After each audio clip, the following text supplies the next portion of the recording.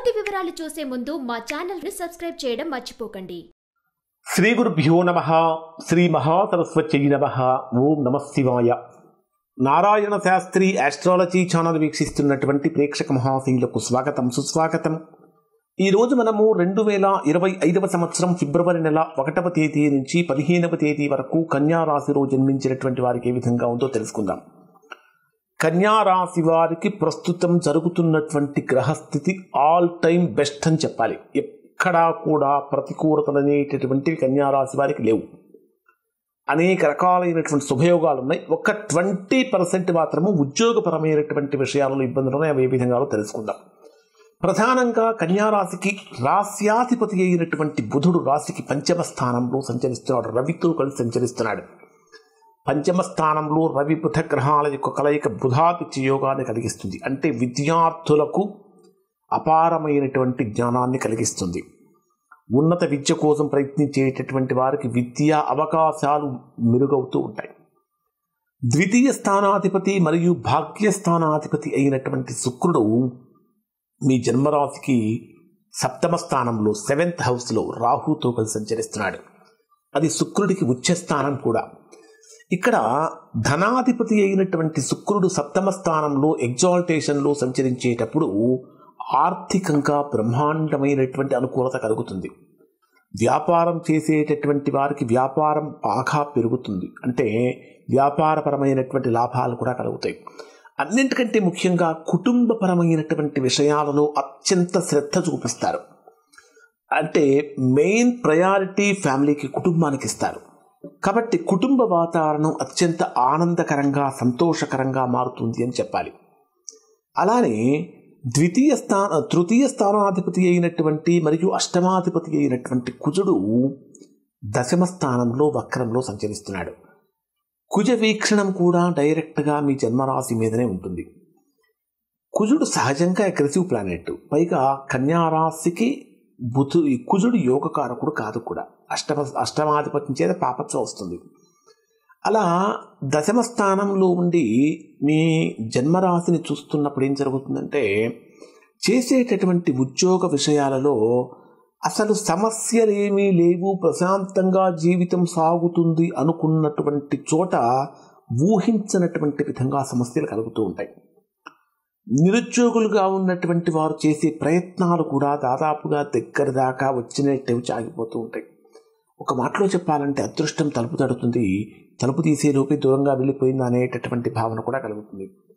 కానీ ఈ మాసంలో భార్య తరపు బంధువుల నుంచి, లేదా తోబుట్టువుల నుంచి, లేదా మిత్రుల నుంచి చక్కగా సంపూర్ణమైనటువంటి అనుకూలత, సహాయ సహకారాలు కలుగుతూ ఉంటాయి. అన్నిటికంటే ప్రధానమైన విషయం ఏమిటంటే, కన్యా రాశి వారికి గురుబలం చాలా చక్కగా ఉంది. బ్రహ్మాండమైనటువంటి గురుబలం. ఈ గురుబలం యొక్క కారణం చేత అనుకూలత కలుగుతూ ఉంటాయి. ఇంకొకటి, ఈ కన్యా రాశికి పంచమ స్థానంలో రవి బుధ గ్రహాల యొక్క కలయిక సంతానపరమైనటువంటి విషయాలలో అనుకూలత కలిగిస్తుంది. ఉన్నత విద్యకు సంబంధించిన విషయాలలో అనుకూలత కలిగిస్తుంది. దైవ బలాన్ని కలిగిస్తుంది. పంచమ స్థానంలో సంచరించేటటువంటి గ్రహాలు మీ యొక్క జీవితాన్ని ఉన్నతమైనటువంటి స్థితి వైపుగా తీసుకెళ్తాయని చెప్పాలి. ఎప్పటి వరకు ఇది? 12వ తేదీ రాత్రి వరకు. 12వ తేదీ రాత్రికి పంచమ స్థానంలో సంచరించేటటువంటి రవి బుధ గ్రహాలు రెండూ కూడా 6వ స్థానంలోకి, షష్టంలోకి ప్రవేశిస్తాయి. 6వ స్థానం అంటే రోగస్థానం కాబట్టి 12వ తేదీ నుంచి ఉద్యోగపరంగా కానీ, వ్యాపారపరంగా కానీ, లేకపోతే విద్యా సంబంధమైనటువంటి విషయాలలో కానీ, ముఖ్యంగా ఆరోగ్యపరమైనటువంటి విషయాలలో కానీ అనేకమైన జాగ్రత్తలు తీసుకోవాలి. లేకపోతే 12వ తేదీ నుంచి కొద్దిగా స్వల్పమైన అనారోగ్య సమస్యలు, విద్యా సమస్యలు, ఉద్యోగ సమస్యలు అనేటటువంటివి వీరికి బలంగా పెరుగుతూ ఉంటాయి.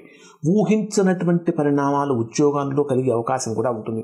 ముఖ్యంగా టీచింగ్ ప్రొఫెషన్లో ఉన్నవారు కానీ, సాఫ్ట్వేర్ రంగంలో ఉన్నవారు కానీ, జర్నలిజంలో ఉన్నవారు కానీ, మొదలైన మెడికల్ రిలేటెడ్ ప్రొఫెషన్స్లో ఉన్నటువంటి వారు కానీ, వీరి మీద ఆ ప్రభావం ఎక్కువగా చూపించే అవకాశం ఉంటుంది. సప్తమ స్థానంలో శుక్రుడు ఎగ్జాల్టేషన్లో సంచరిస్తున్నటువంటి కారణం చేత చేసేటటువంటి వివాహ ప్రయత్నాలు చక్కగా కలిసి వస్తాయని చెప్పాలి. అలానే ఎవరైతే ప్రేమ వివాహం చేసుకోవడం కోసం ప్రయత్నిస్తూ ఉంటారో ఆ వివాహం అనుకూలంగా మారుతుంది. ముఖ్యంగా దూరపు బంధువుల నుంచి కానీ ముఖ్యమైన వ్యక్తుల దగ్గర నుంచి కానీ కొన్ని శుభవార్తలు వినటానికి ఇక్కడ ఈ రాశి వారికి అవకాశం ఏర్పడుతూ ఉంటుంది. అలానే అష్టమ స్థానాధిపతి అయిన కుజుడు దశమ స్థానంలో ఉన్న కారణం చేత చేసేటటువంటి వృత్తి ఉద్యోగాలలో వ్యాపారాలలో ఎక్కడా కూడా అశ్రద్ధ అనేటటువంటిది పనికిరాదు. ఒక చిన్న అశ్రద్ధ ఈ రాశి వారిని తీవ్రంగా ఇబ్బంది గురి చేసే అవకాశం ఏర్పడుతుంది. కాబట్టి ఈ విషయాల్లో కొద్దిగా జాగ్రత్తలు పాటించాలి. అసలు డే వైజ్గా పరిశీలిస్తే రాశి వారికి ఏ విధంగా ఉంటుందంటే 1వ తేదీ ఉదయం నుంచి 3వ తేదీ రాత్రి 11:17 వరకు ఉండేటటువంటి సమయాన్ని కనుక మనం పరిశీలిస్తే ఇది బ్రహ్మాండమైనటువంటి అనుకూలత కలిగిస్తుంది, అద్భుతమైనటువంటి ఫలితాన్ని ఇస్తుంది. ఇది దేనికి సంబంధించిందంటే నూతన వ్యాపారాలు ప్రారంభించడానికి కానీ, లేదా కొత్తగా పెట్టుబడులు పెట్టడానికి కానీ, కొత్త అగ్రిమెంట్స్ చేసుకోవడానికి కానీ, వివాహ ప్రయత్నాలు చేయడానికి కానీ, ప్రేమ వివాహానికి సంబంధించిన విషయాల్లో శుభవార్తలు వినటానికి కానీ అనుకూలతలు ఏర్పడతాయి. 3వ తేదీ రాత్రి 11:17 నుంచి 5వ తేదీ రాత్రి 2:17 వరకు ఉన్న సమయం అనుకూలమైన సమయం కాదు. ఇది పూర్తిగా ప్రతికూలమైన ఫలితాన్ని ఇస్తుంది. ఇక్కడ మీకు ఏదో చెయ్యాలనుకుంటాం, చెయ్యవలసినటువంటి పని తప్ప మిగిలినటువంటివన్నీ చేస్తాం. ఏ పని మీదనైతే మీరు వెళ్తున్నారో ఖచ్చితంగా అది తప్ప అన్ని పనులు అవుతూ ఉంటాయి. ఆర్థికంగా రావాల్సిన ధనం చేతికి అందకపోవటం జరుగుతూ ఉంటుంది. అన్నింటికంటే ప్రధానంగా ఆరోగ్య భంగం కలుగుతూ ఉంటుంది.